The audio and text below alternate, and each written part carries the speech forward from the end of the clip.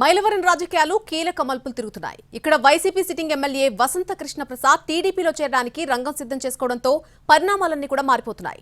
మరొక వైపు మైలవరం నుంచే పోటీకి సిద్ధమవుతున్న దేవినేని ఉమా వసంత టార్గెట్ గా విమర్శలు గుప్పించడంతో వ్యవహారం మరింత రచ్చకెక్కింది. రాజకీయ పార్టీల కంటే అభివృద్ధే ముఖ్యమన్నారు బాలశౌరి. జనసేనతో అభివృద్ధి సాధ్యమవుతుందని, అందుకే వైసీపీని వీడినట్లు చెప్పారు బాలశౌరి. ముఖ్యమంత్రి జగన్ పై సెటైర్లు వేశారు బాలశౌరి. మీరు ప్రతిపక్ష లీడర్గా ఉన్నప్పుడు అసెంబ్లీలో మీరు ఎక్కడైనా రాజధాని పెట్టండి, నా సంపూర్ణ మద్దతు ఇస్తాను, బ్రహ్మాండంగా మీరు రాజధాని కట్టండి అని చెప్పింది మీరు కదా.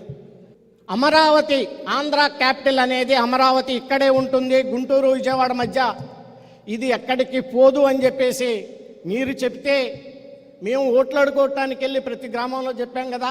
అది మీరు చెప్పిన మాటే కదా. దీన్ని అబద్ధం అంటారమ్మా సార్, నిజం అంటారా చెప్పమని చెప్పేసి నేను జగన్ గారిని అడుగుతా ఉన్నాను. వైసీపీ క్యాడర్ సభల్లో సీఎం చేస్తున్న విమర్శలపై కౌంటర్లు వేశారు పవన్. ఇది కలియుగమని, తమను పాండవులతో పోల్చుకోవద్దని సూచించారు జనసేనాని. జగన్ అర్జునుడిగా పోల్చుకోవడం చాలా హాస్యాస్పదంగా ఉంటుంది. సొంత చెల్లెల్ని షర్మిల గారిని అత్యంత నీచంగా మాట్లాడుతూ ఉంటే ఎంకరేజ్ చేసే వ్యక్తి అతను అర్జునుడితో పోల్చుకుంటున్నాడు. ఇది కలియుగం, ఇది కలియుగం.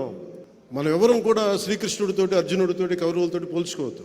2004లో తెనాలి ఎంపీగా రాజకీయ అరంగేట్రం చేశారు బాలశౌరి.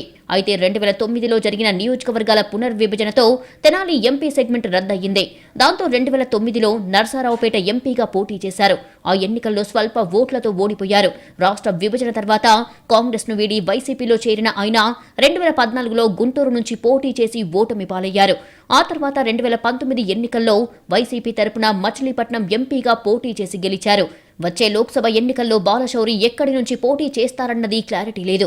ఆయన పల్నాడు ప్రాంతానికి చెందినవారు కావడంతో గుంటూరు ఎంపీగా పోటీ చేస్తారన్న ప్రచారం జరుగుతోంది.